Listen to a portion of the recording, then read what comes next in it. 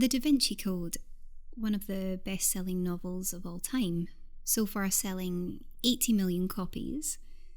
Many readers believe that the Da Vinci Code was Dan Brown's first novel, but it wasn't. Angels and Demons was actually the first novel in Dan Brown's book series and was reworked to be a sequel movie following the success of the Da Vinci Code movie starring Tom Hanks. Dan Brown's Angel and Demons takes place seemingly around the same time it was written in 2000, as references to late 20th century technology and contemporary culture are present throughout the novel. The majority of the book is set in the Vatican City during papal elections. Multiple narrators use their point of view, but the main narrator and character is called Robert Langdon. The story starts with Robert Langdon, a historian, being called to the European Organisation for Nuclear Research, also known as CERN. The story revolves around Langdon and the dead scientist's daughter, Victoria Vetra, on a race against time to save the Vatican. Robert Langdon, the protagonist, who is trying to avoid a catastrophe, collaborates with Victoria Petra, the adopted daughter of a murder physicist and priest, to discover the location of a stolen piece of new technology, antimatter. A prequel to the Da Vinci Code, the thief in the novel has stolen a sample and hidden it within the walls of Vatican City during the eve of a conclave being held to elect a brand new pope. The tone changes with the point of view. However, for the most part, the tone is of anticipating horror and urgency.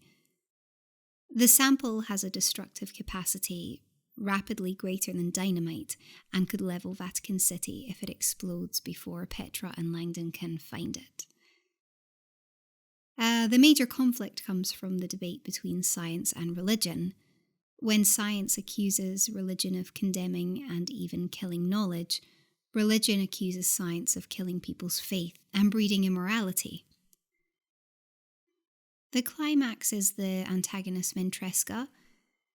Even though he is highly religious and condemns science for its immoral activities, Ventresca realizes that his own birth is a result of a scientific procedure called artificial insemination. He condemns science for its immoral practices, but is shocked to find that his birth was a result of artificial insemination.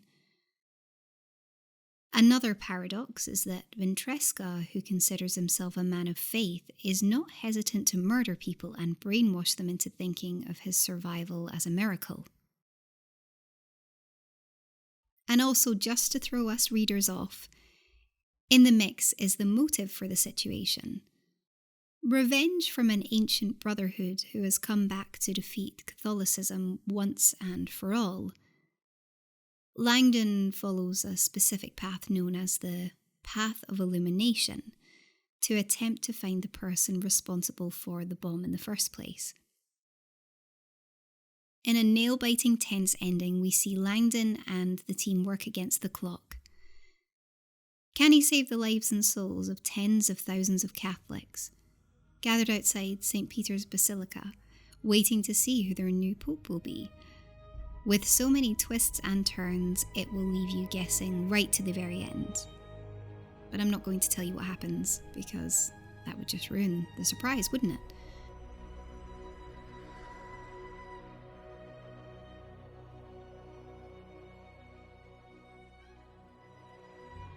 When the Da Vinci Code boomed, I ventured into a lot of Dan Brown's novels, and I thoroughly enjoyed them all. However, initially, for some reason, I didn't want to pick this one up. I'm not sure if it was the back cover blurb or just the title that put me off. But once I got into it, I feel that blurb did the book no justice at all.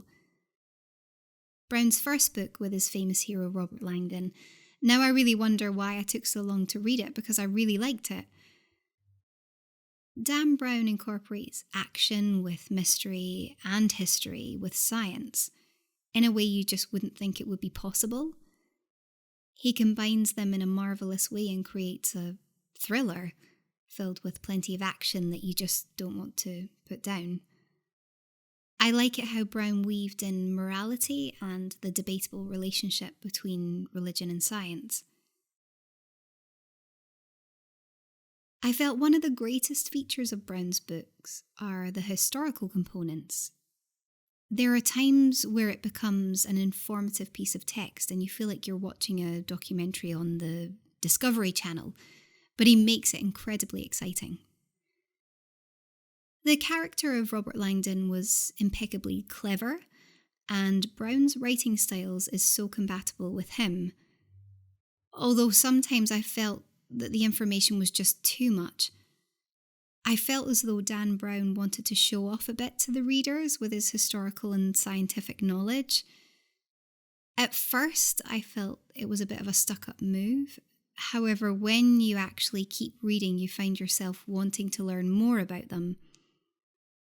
For example, Langdon was the kind of professor I would love to attend one of his lectures. I like the way he describes buildings or places. He explains them in a way that you would just love to visit and explore every one of them. Brown always chooses gorgeous places to set his stories.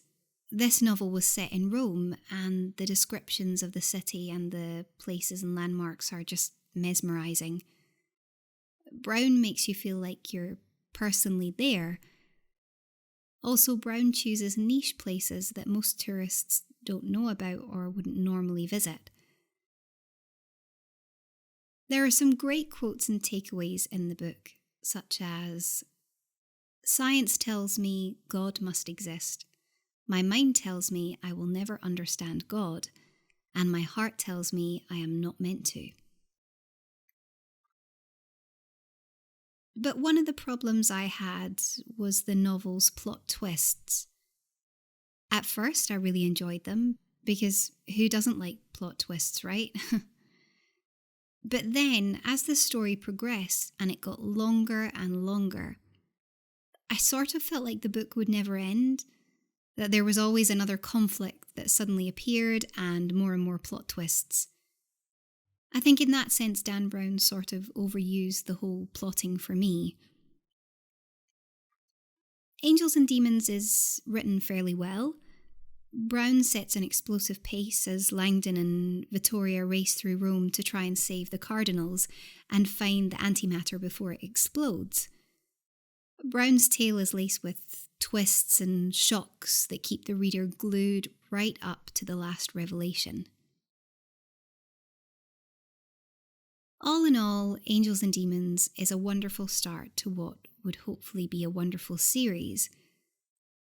The end definitely leaves the book open to the possibility of many prequels.